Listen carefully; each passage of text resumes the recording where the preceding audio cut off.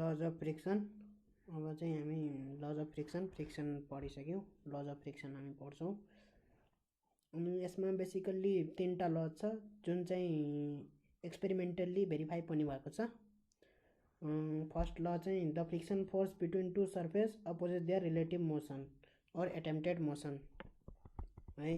First law चाहिँ के हो, फ्रिक्सन फोर्सले के गर्छ, oppose the relative motion. Relative motion भनेको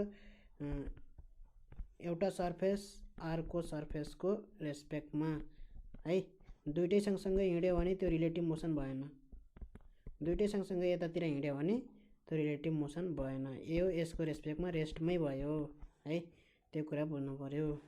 एउटा बडी अर्को बडीको रेस्पेक्टमा मुभ गर्नु भनेको एउटा बडी रेस्टमा अर्को बडी मात्रै मुभ गर्नु, अथवा एउटा बडी यता मुभ गर्नु अर्को बडी यता मुभ गर्नु, त्यसरी मुभ गर्यो भने पनि त्यहाँ रिलेटिभ मोसन भन्न मिल्छ।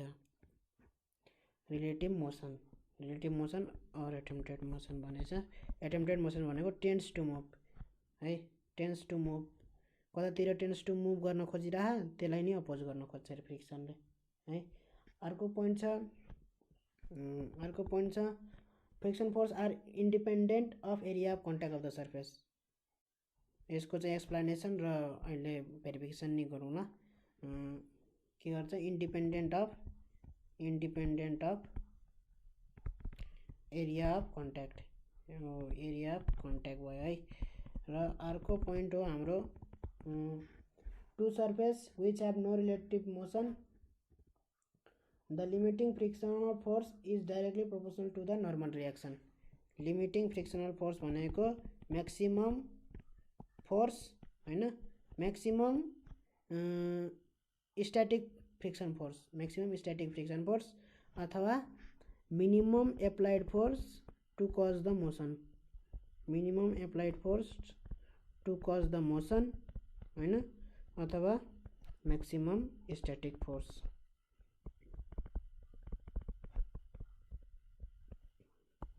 यो भनेको लिमिटिङ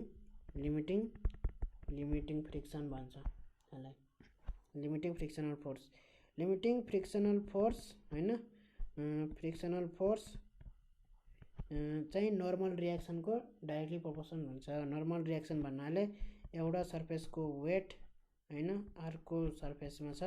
अब जस्तै यसको वेट चाहिँ W छ भने रियाक्सन चाहिँ जस्तै R इक्वल टु जति एक्सन भयो त्यति रियाक्सन हैन, जति रियाक्सन हुन्छ त्यति नै यसमा चाहिँ बडी फ्रिक्सनल फोर्स हुन्छ भनेर भन्छ। मतलब लिमिटिङ फ्रिक्सनल फोर्स चाहिँ त्यति नै बडी हुन्छ भनेर भन्छ। नर्मल रियाक्सन भनेको त्यही हो, directly proportional to normal reaction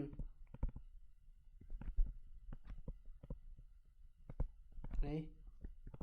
अब एक्सप्लेनेसन हेरौँ। यसको एक्सप्लेनेसनमा के भन्छ भन्दाखेरि अन माइक्रोस्कोपिक लेभलमा चाहिँ हाम्रो चाहिँ यो एउटा सर्फेस जुन छ, एउटा सर्फेस यसमा चाहिँ रेन्डमली हुक एन्ड हलोज भन्छ। के भने बम्स एन्ड हलोज भने, बम्स एन्ड हलोज भनेको कस्तो भन्दाखेरि यस्तो निस्केको, हलो भनेको यस्तो खाल्टो परेको है, यो सर्फेस हो भने बम्स यस्तो निस्केको, हलो भनेको यस्तो खाल्टो परेको, यस्तो सर्फेस हुन्छ माइक्रोस्कोपिक लेभलमा है, माइक्रोस्कोपिक लेभलमा। त्यही भएर हाम्रो चाहिँ यो एउटा सर्फेस भयो बम्स एन्ड हुक्स भएको है, माइक्रोस्कोपिक लेभलमा हुन्छ। जति स्मुथ सर्फेस भए पनि त्यसमा चाहिँ यस्तो हुन्छ कि एकदमै पोलिस्ड एकदमै स्मुथ सर्फेसमा पनि यस्तो हुन्छ। अब यो एउटा सर्फेस भयो। अब अर्को सर्फेस मैले यहाँ बनाएँ, अर्को सर्फेसमा पनि यस्तै सपोज छ है, हलो यस्तै हुक है, हलो हुक यस्तै छ भनेपछि यसको सबै एरिया त यसमा कन्ट्याक्टमा आएन नि त हैन। यो बम्सले के गर्यो, यहाँ टच गर्यो, अरू बाँकीले यहाँ जो बम्सले यहाँ जहाँ टच गरिदिए त्यसले गर्दाखेरि अरू चाहिँ यसमा टच गर्न पाएन, सबै एरिया अफ कन्ट्याक्ट आएन के, एरिया कन्ट्याक्टमा छैनन्, सबै एरिया कन्ट्याक्टमा छैनन् भन्नुको मतलब हैन। अब चाहिँ हाम्रो चाहिँ the actual area of contact can be less than the apparent area of contact भने एक्चुअलमा के एरिया अफ कन्ट्याक्ट भनेको यस्तो हो जुन यो बम्प्सले गरे है, बम्प्सले गरेकोलाई एक्चुअल एरिया। तर हाम्रो चाहिँ जति एरिया हो नि त्यसलाई भन्छ एपारेन्ट एरिया भनेको यो यसको सबै एरिया, यो एरिया चाहिँ हाम्रो चाहिँ एपारेन्ट एरिया भयो है। सर्फेस चाहिँ यस्तो हो, यस्तो सर्फेस, अर्को सर्फेस पनि यस्तै है। हो यो सर्फेस हो, यो सर्फेस। सर्फेसको मैले 2D भ्यू गराएको थिएँ, यहाँ अहिले 3D गराइदिएँ। यो सर्फेस अर्को है भनेपछि हो। यो सर्फेसमा चाहिँ यस्तै, यो मैले यतातिरबाट हेऱ्यो भने यो 2D भ्यू हेऱ्यो भने यस्तो यस्तो चाहिँ बम्प्सहरू हुन्छ, बम्प्स एन्ड होलोजहरू हुन्छ, जसले गर्दाखेरि सबै एरिया अफ कन्ट्याक्टमा चाहिँ हुँदैनन्, सबै चाहिँ एट्याच हुँदैनन्, कन्ट्याक्टमा हुँदैनन् है। त्यो भएको भएर चाहिँ हाम्रो चाहिँ अब सपोज मैले चाहिँ यसलाई चाहिँ यति काटेर यसको माथि राखिदिएँ। माथि राखिदिए पछाडि के भयो, यति भाग काटेर मैले चाहिँ माथि राखिदिएँ भनेपछि हाम्रो कस्तो भयो भन्दाखेरि यो यस्तो भयो र यो यस्तो भयो। भनेपछि हाम्रो एरिया त घट्यो यहाँ है। एरिया घट्दाखेरि हाम्रो के भयो, यहाँ प्रेसर बढी भयो, बुझिन्छ। यो हुक्स भन्न आउँछ जहिलेसुकै बम्प्स होइन। यो प्रेसर बढी भएको भएर यो बम्प्स के गर्छ, बम्प्सले चाहिँ त्यसमा उ गरिदिन्छ, फ्ल्याटेन भइदिन्छ यहाँ है, अर्को सर्फेसमा फ्ल्याटेन भइदिन्छ। So that the total area of contact and the pressure return to their original values. भनेपछि यो हाम्रो यो फ्ल्याटेन भइदिए पछाडि एरिया अफ कन्ट्याक्ट बढिदिन्छ यहाँबाट है, फ्ल्याटेन। किनभने यो यताको हामी सर्फेस यसरी काटेर जुन यता राखिदियौँ, राखेर के भयो, प्रेसर बढी भयो नि त। यहाँ प्रेसर बढी भएपछि के भयो, हाम्रो यो बम्प्स चाहिँ फ्ल्याटेन भइदियो, फ्ल्याटेन भएर चाहिँ हाम्रो एरिया अफ कन्ट्याक्ट बढी भयो है। अनि हाम्रो चाहिँ टोटल एरिया अफ कन्ट्याक्ट अनि pressure return to their original values. Although the apparent area of contact has been changed, the actual area of contact has not changed. This explains second law. Second law मा के भनेछ, frictional force are independent of area of contact of the surface भनेछ नि हो। त्यो चाहिँ यहाँ explain हुन्छ। कसरी एक्सप्लेन हुन्छ, apparent area of contact has been change भने है। एपारेन्ट एरिया हाम्रो चेन्ज भयो, जुन यहाँको हाम्रो चाहिँ एपारेन्ट एरिया भनेको यति पुरै एरिया थियो है। यसलाई मैले काटेर यहाँ माथि राखिदिँदाखेरि चेन्ज भयो नि एपारेन्ट एरिया, तर हाम्रो एक्चुअल एरिया चाहिँ चेन्ज भएन। एक्चुअल एरिया भनेको हाम्रो यो बम्प्सले मात्रै यहाँ हाम्रो के गरेको थियो, यसरी यसमा टच गरेको थियो है।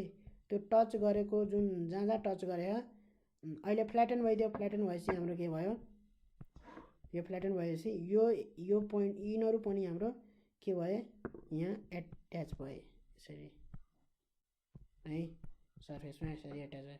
भनेपछि हाम्रो एक्चुअल एरिया चाहिँ चेन्ज भएन,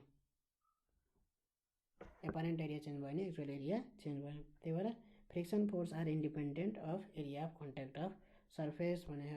अर्को फर्स्ट ल चाहिँ के भनेछ, जहिलेसुकै अपोज द रिलेटिभ मोसन भन्छ नि। अब यो बम्प्स एन्ड हुक्स छ होइन, बम्प्स एन्ड हुक्स छ, एउटा सर्फेसको बम्प्स एन्ड हुक्स होइन, यसरी बम्प्स एन्ड हुक्स। अर्को सर्फेसमा पनि त्यस्तै भयो भने अब यसलाई जतातिर मुभ गरे पनि के हुन्छ, यतातिर मुभ गरौँ चाहे यतातिर मुभ गरौँ, यो के गर्नुपर्छ, यहाँ चाहिँ एउटा यो दुईटा यसरी एट्याच हुन्छ नि, जब त्यहाँ चाहिँ हाम्रो एक किसिमको वेल्डिङ जस्तो हुन्छ, वेल्डिङ हुन्छ नि, त्यस्तो एक किसिमको वेल्ड जस्तो भन्छ। भनेपछि जतातिर मुभ गर्दा पनि यो वेल्डिङ चाहिँ ब्रोकन गर्नुपर्छ, ब्रेक गर्नुपर्छ भन्नको मतलब अब चाहिँ यो जसरी यसमा एट्याच हुन्छ, यो सर्फेस चाहिँ अर्को सर्फेससित जसरी एट्याच भयो, यसरी यसरी यसरी यसरी एट्याच भयो जुन बम्प्सले होइन, त्यो एट्याच हुँदाखेरि चाहिँ के हुन्छ, एक किसिमको वेल्डिङ जस्तो हुन्छ, एक किसिमको चप्किन्छ।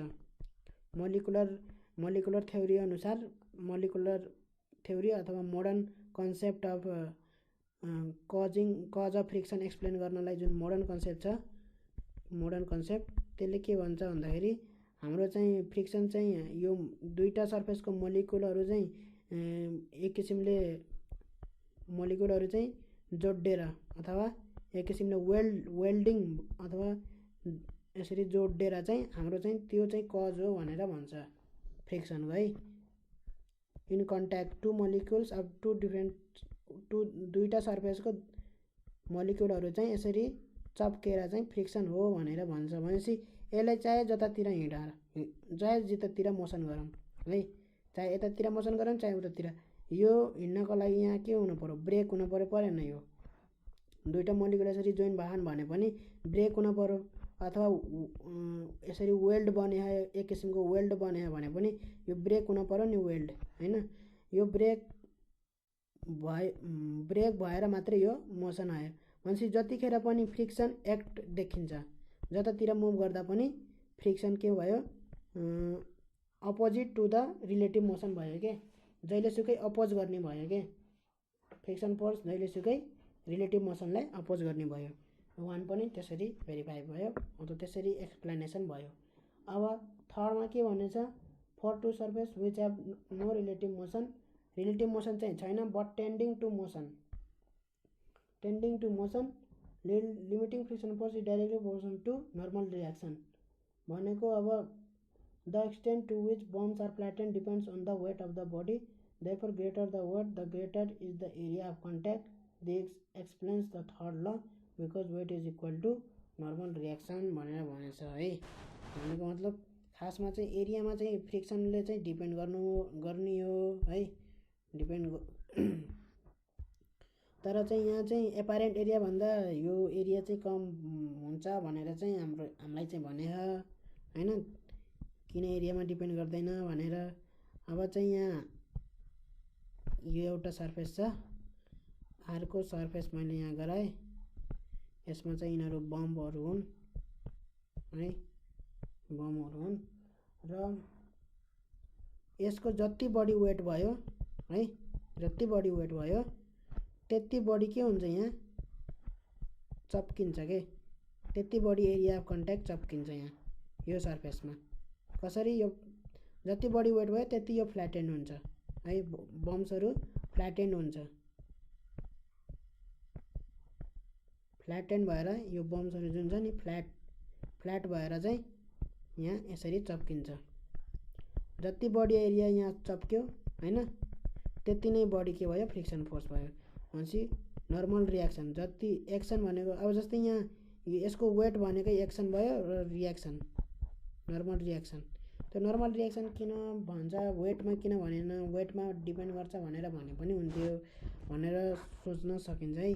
तर त्यो चाहिँ किन हो भन्दाखेरि सपोज हामीलाई चाहिँ यो बडी छ, यो बडी छ, यो सर्फेस छ, यो सर्फेसमा यो बडीलाई मैले यसरी तानिरहेको छु भने है, फोर्सले तानिरहेको छु भने यसमा यो फोर्सले के गर्छ, एउटा भर्टिकल कम्पोनेन्ट दिन्छ र एउटा होरिजोन्टल कम्पोनेन्ट। यो भर्टिकल कम्पोनेन्टले के गर्छ, यसको वेटलाई कम गराउने, वेट त वेटै भयो, डब्लु नै भयो है, तर रियाक्सन कम हुन्छ के। भनेपछि वेटमा किन डिपेन्ड गरेन, वेट त जहिलेसुकै डब्लु नै भयो है, तर यो आर चाहिँ चेन्ज हुने भयो। अहिले म यो फोर्स एफ लगाएको छु नि, यो एफ भनेको एफ यो चाहिँ टिटा छ भने एफ कस टिटा र यो F sin theta, F sin theta plus R equal to हाम्रो डब्लु हुन्छ। आर भनेको के भयो, W minus F sin theta.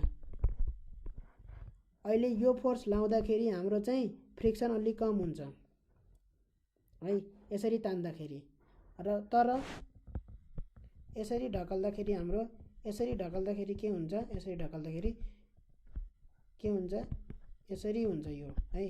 भनेपछि यहाँ टिटा छ भने एफ साइन टिटाले के गर्छ, यो बडीलाई अझै यहीँ प्रेस गर्न खोज्छ क्या। जति यहाँ प्रेस भयो, यो सर्फेसमा जति प्रेस भयो, दाबिन कोसिस गर्यो, त्यति नै बढी फ्रिक्सन फोर्स हुन्छ है।